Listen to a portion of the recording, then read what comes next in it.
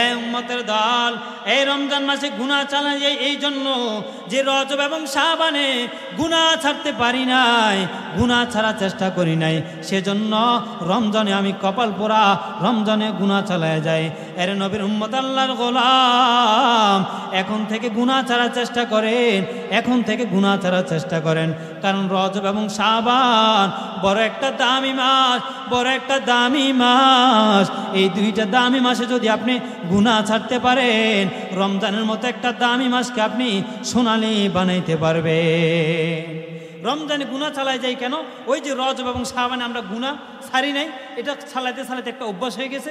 শয়তান বন্দি থাকে ঠিকই, কিন্তু রমজান ওই যে একটা অভ্যাস হয়ে গেছে, স্টার্ট হয়ে গেছে, এটা চলতেই থাকে চলতেই থাকে। মোবাইলের গুনাহ বলেন, যাই বলেন, যেই গুনাহ বলেন, এটা স্টার্ট ছিল, চালু ছিল, সেজন্য এটা চলতে চলতে রমজানও চালাই যায়। এজন্য বলি রমজান আসতেছে সামনে, রজব এবং শাবানে বেশি বেশি করে রোজা রাখার চেষ্টা করেন। মা বোনরা রজব এবং শাবানে বেশি বেশি করে রোজা রাখার চেষ্টা করেন। এবার আসেন, সামনে রমজান মাস আসতেছে। অনেক মা বাবার সন্তান আছে, মা বাবা আছে, সন্তানকে রোজা রাখতে দেয় না, যুবকদেরকে রোজা রাখতে দেয় না। কেন? বলে আমার সন্তানের শরীর খারাপ হয়ে যাবে, সেজন্য আমি সন্তানকে রোজা রাখতে দেই না, শরীরটা নষ্ট হয়ে যাবে। এ নারায়ণপুর এলাকার মুসলমান, আপনাদেরকে বলতে চাই, যে সকল মা, যে সকল বাবা আপনাদের সন্তানদেরকে রোজা রাখতে দেন না, আপনাদের সন্তানদের শরীর খারাপ হয়ে যাবে। ভালো করে কান খাড়া করে শুনেন। এগো মা, আজকে আপনার সন্তানকে যদি একটা কেউ গালি দেয়, কেউ যদি টোকা দেয়, তাহলে আপনি মাথা গরম হয়ে যায়, মেম্বার চেয়ারম্যানের কাছে দৌড়ে বিচার বসায় দেন, আপনার সন্তানকে মারলো কেন?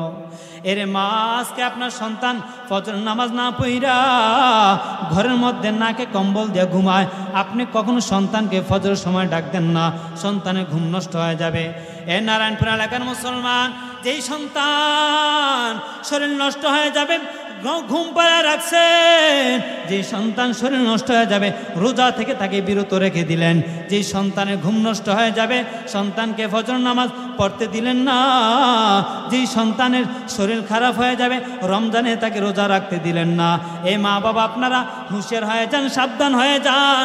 আপনার এই সন্তানের শরীর নষ্ট হয়ে যাবে, সেজন্য আপনি তাকে রোজা রাখতে দিলেন না, কিন্তু আপনার এই সন্তানটা কিয়ামতের ময়দানে জাহান্নামের লাকড়ি বানাইয়া আমার আল্লাহ যখন জাহান্নামের গর্তের মধ্যে ঢুকাই দিবে, ওই দিন আপনার সন্তানের জন্য কার কাছে বিচার নিয়ে যাবেন? ওই দিন সন্তানের প্রতি আপনার কোথা থেকে মায়া ভালোবাসা আসবে? ওই দিন কি করবেন? যেদিন আপনার সন্তানকে লাকড়ি বানিয়ে ফেলবে, জাহান্নামের লাকড়ি। ইয়া আইয়ুহাল্লাযীনা আমানুত্তাকুল্লাহা হাক্কা তুকাতিহি ওয়ালা তামুতুন্না ইল্লা ওয়া আনতুম মুসলিমুন। وقال الله تعالى يا أيها الذين آمنوا قوا أنفسكم وأهليكم نارا صدق الله مولانا العظيم وصدق رسوله النبي الكريم ونحن على ذلك من الشاهدين والشاكرين والحمد لله رب العالمين। محمد نے آکر کفر کو مٹایا، کفر کو مٹا کر صداقت بتایا۔ اللہم صل علی محمد وعلى آل محمد كما صليت على إبراهيم وعلى آل إبراهيم إنك حميد مجيد۔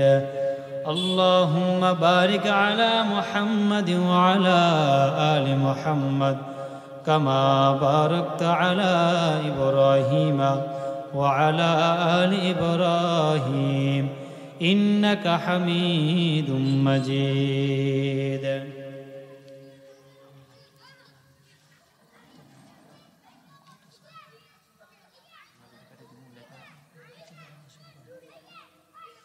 আলহামদুলিল্লাহ, আল্লাহ পাকের দরবার সংখ্য শুকরিয়া যে আল্লাহ পাক আজকে নারায়ণপুর মধ্যমপাড়া যুব সমাজ ও প্রবাসীদের উদ্যোগে নারায়ণপুর আমজাদনগর 14 গ্রাম কুমিল্লা এমন একটি মাস, এমন একটি দিনে জান্নাতের বাগান সাজানোর তৌফিক দিয়েছেন।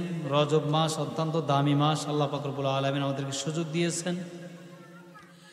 এই এলাকার করবাসীদের মাগফিরাতের উদ্দেশ্যে আজকের এই ইসালে সাওয়াবের উদ্দেশ্যে আজকের এই মাহফিলের আয়োজন, কোরআনের মাহফিলের আয়োজন।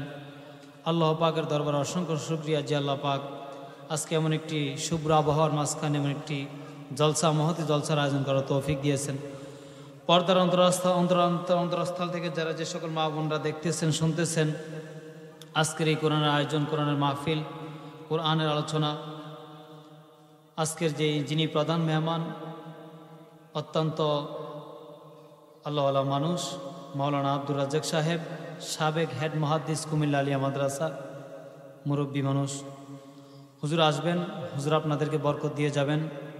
আমি হুজুরের আগে মুখতাসার কিছু আলোচনা আপনাদেরকে ডেকে এনে বসানোর জন্য বসছি।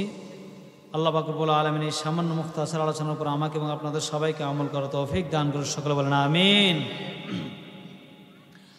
আমি পবিত্র কালামুল্লাহ থেকে যে আয়াতখানা পাঠ করছি, আল্লাহ পাক রব্বুল আলামিন পবিত্র কালামুল্লাহর মধ্যে ইরশাদ করেন, আউযু বিল্লাহি মিনাশ শাইতানির রাজীম, ইয়া আইয়ুহাল্লাযীনা আমানুত্তাকুল্লাহা হাক্কা তুকাতিহি ওয়া লা তামুতুন্না ইল্লা ওয়া আনতুম মুসলিমুন।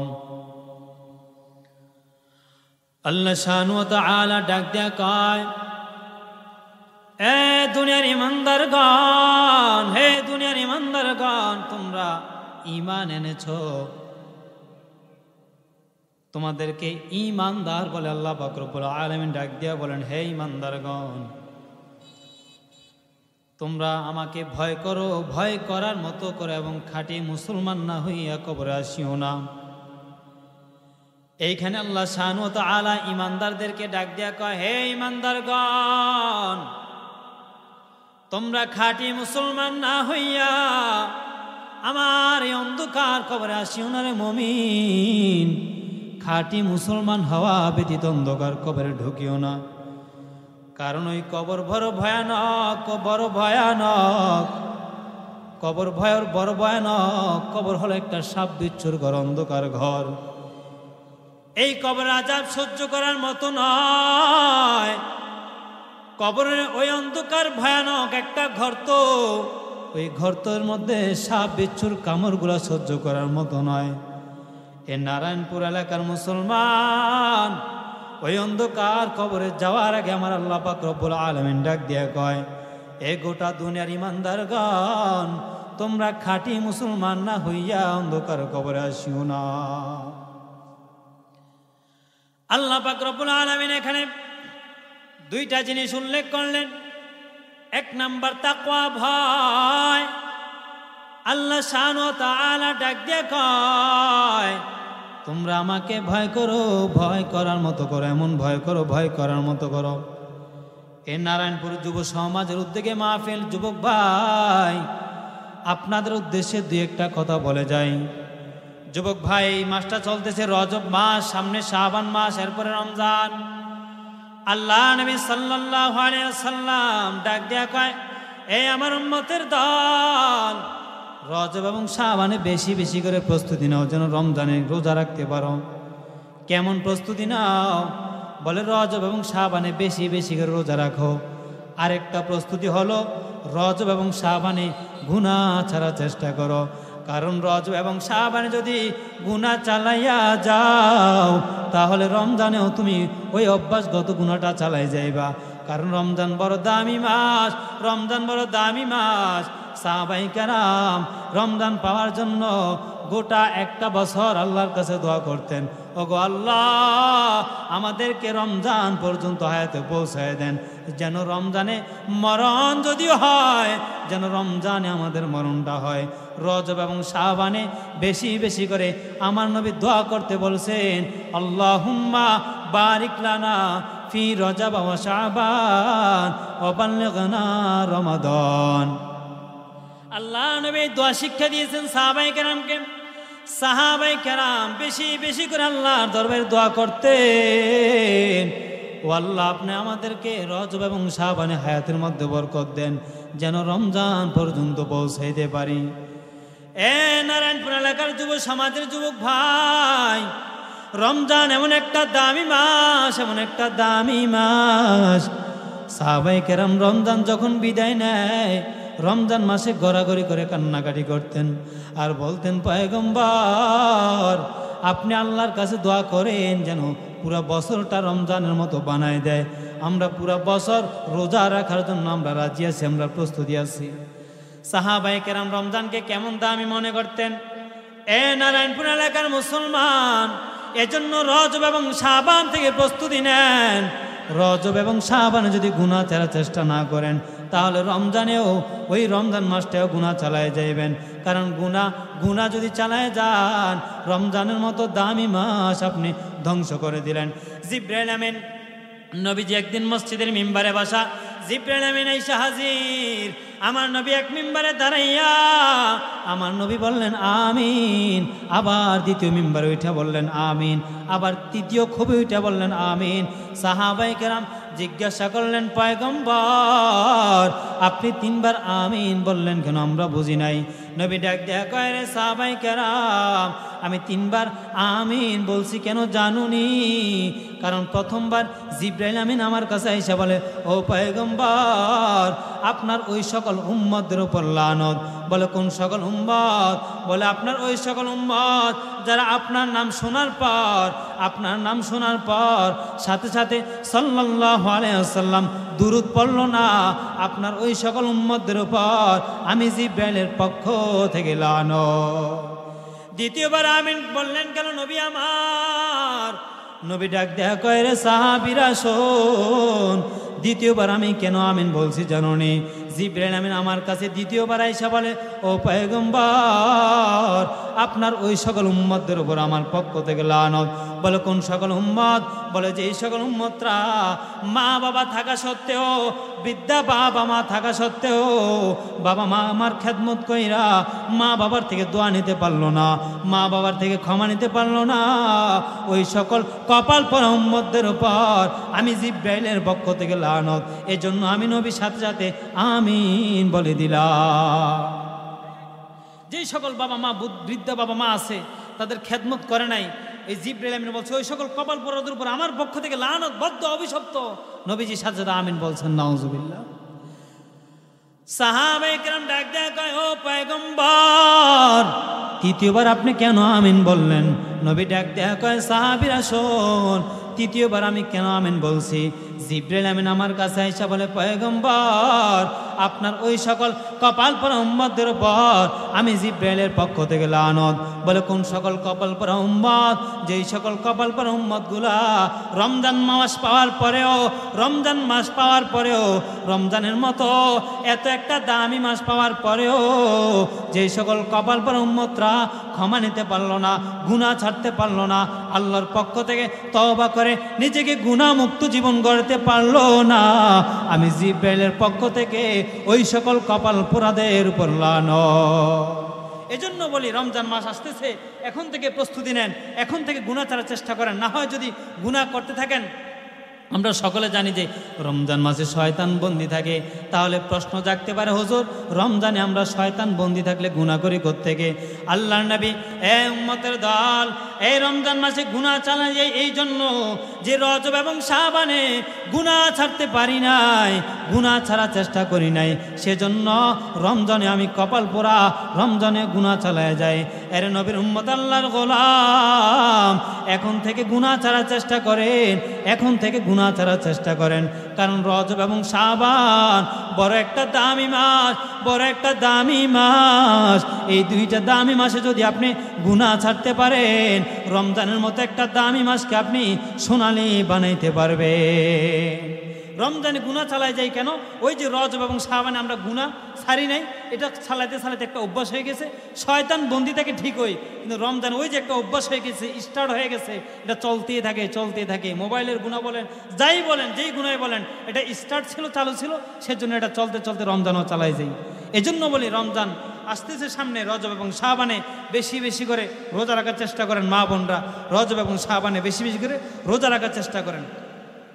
এবার আসেন, সামনে রমজান মাস আসতেছে, অনেক মা বাবার সন্তান আছে, মা বাবা আছে সন্তানকে রোজা রাখতে দেয় না, যুবকদেরকে রোজা রাখতে দেয় না। কেন? বলে আমার সন্তানের শরীর খারাপ হয়ে যাবে, সেজন্য আমি সন্তানকে রোজা রাখতে দেই না, শরীরটা নষ্ট হয়ে যাবে। এ নারায়ণপুর এলাকার মুসলমান, আপনাদেরকে বলতে চাই, যে সকল মা, যে সকল বাবা আপনাদের সন্তানদেরকে রোজা রাখতে দেন না, আপনাদের সন্তানদের শরীর খারাপ হয়ে যাবে। ভালো করে কান খাড়া করে শোনেন। এগো মা, আজকে আপনার সন্তানকে যদি একটা কেউ গালি দেয়, কেউ যদি টোকা দেয়, তাহলে আপনি মাথা গরম হয়ে যায়, মেম্বার চেয়ারম্যানের কাছে দৌড়ে বিচার বসায় দেন, আপনার সন্তানকে মারলো কেন? এরে মা, আজকে আপনার সন্তান ফজর নামাজ না পড়া ঘরের মধ্যে নাকে কম্বল দিয়ে ঘুমায়, আপনি কখনো সন্তানকে ফজরের সময় ডাক দেন না, সন্তানের ঘুম নষ্ট হয়ে যাবে। এ নারায়ণপুর এলাকার মুসলমান, যেই সন্তান শরীর নষ্ট হয়ে যাবে, ঘুম পাড়া রাখছেন, যে সন্তান শরীর নষ্ট হয়ে যাবে, রোজা থেকে তাকে বিরত রেখে দিলেন। যে সন্তানের ঘুম নষ্ট হয়ে যাবে, সন্তানকে ফজর নামাজ পড়তে দিলেন না।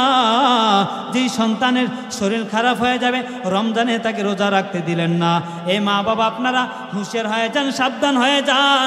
আপনার এই সন্তানের শরীর নষ্ট হয়ে যাবে, সেজন্য আপনি তাকে রোজা রাখতে দিলেন না, কিন্তু আপনার এই সন্তানটা কিয়ামতের ময়দানে জাহান্নামের লাকড়ি বানাইয়া আমার আল্লাহ যখন জাহান্নামের গর্তের মধ্যে ঢুকাই দিবে, ওই দিন আপনার সন্তানের জন্য কার কাছে বিচার নিয়ে যাবেন?